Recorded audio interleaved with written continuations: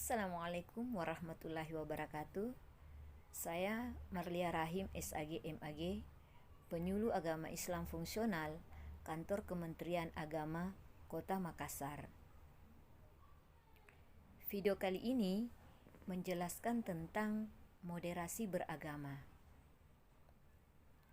Indonesia adalah negara kepulauan terbesar di dunia yang terdiri dari 17.504 pulau dengan populasi mencapai 270 juta jiwa. Indonesia memiliki ragam suku, agama, bahasa, budaya, atau adat istiadat. Indonesia adalah negara berpenduduk terbesar keempat di dunia.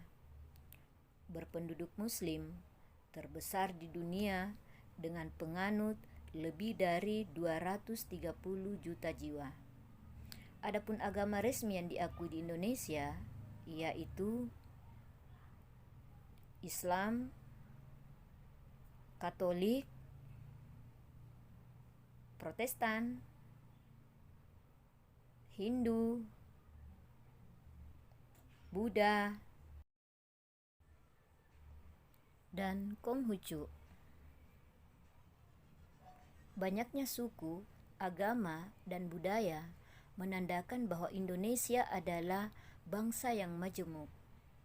Kemajemukan bangsa Indonesia dapat berpotensi menimbulkan konflik, perpecahan bagi umat beragama apabila memiliki sikap intoleransi. Hal tersebut mengharuskan adanya toleransi dan penguatan moderasi beragama di Indonesia saat ini. Lalu, apa sih moderasi beragama itu? Kata moderat dalam bahasa Arab sama dengan al-wasatiyah, sebagaimana yang termaktub di dalam Al-Quran surah Al-Baqarah ayat 143. Kata al-wasat bermakna terbaik atau paling sempurna. Kata moderat dalam bahasa Latin sama dengan moderatio, yaitu kesedangan. Maksud sedang di sini tidak kelebihan dan tidak kekurangan. Dalam Kamus Besar Bahasa Indonesia, moderasi sepadan dengan moderat, yang berarti sikap selalu menghindarkan perilaku atau pengungkapan yang ekstrim. Nah, jika disandingkan dengan kata beragama, maka berarti sebuah cara pandang, sikap, dan perilaku dalam mengamalkan ajaran agama yang berada di posisi tengah, adil, seimbang, tidak berlebih-lebihan dalam beragama, dan tidak ekstrim. Menurut Profesor Komarudin Hidayat, beliau adalah seorang guru besar bidang filsafat Islam, bahwa pengertian moderasi beragama muncul karena ada dua kutub ekstrim, yakni ekstrim kanan dan ekstrim kiri. Ekstrim kanan terlalu terpaku pada teks dan cenderung mengabaikan konteks, sementara ekstrim kiri cenderung mengabaikan teks. Lalu, di mana moderat? Moderat berada di tengah-tengah. Mari kita melihat contoh sikap ekstrim dalam beragama. Misalnya, seseorang menyantap makanan atau meneguk minuman yang jelas-jelas haram menurut ajaran agamanya hanya karena alasan toleransi kepada umat agama lain. Contoh kedua misalnya, merusak rumah ibadah karena tidak setuju dengan paham keagamaannya. Contoh lain, misalnya mengikuti ritual pokok ibadah agama lain karena alasan tenggang rasa.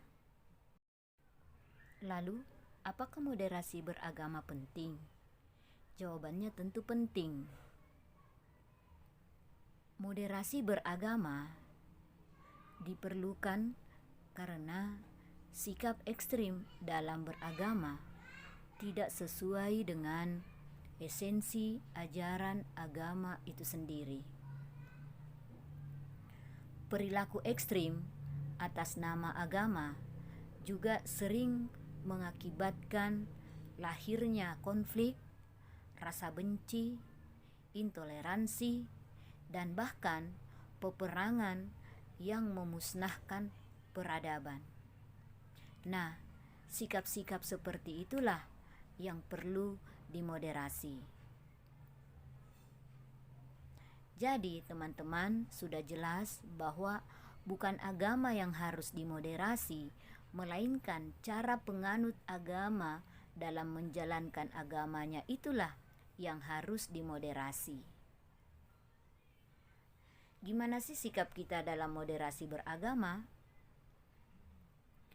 Yang pertama, menghargai pendirian orang lain, tidak menyalahkan orang lain yang berbeda pendapat dengan kita.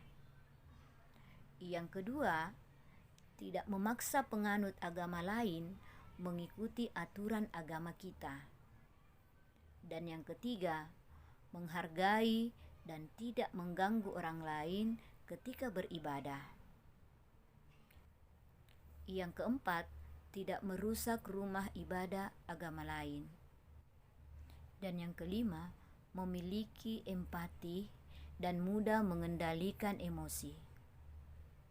Yang keenam, menjunjung tinggi nilai kemanusiaan, menganggap semua manusia adalah bersaudara.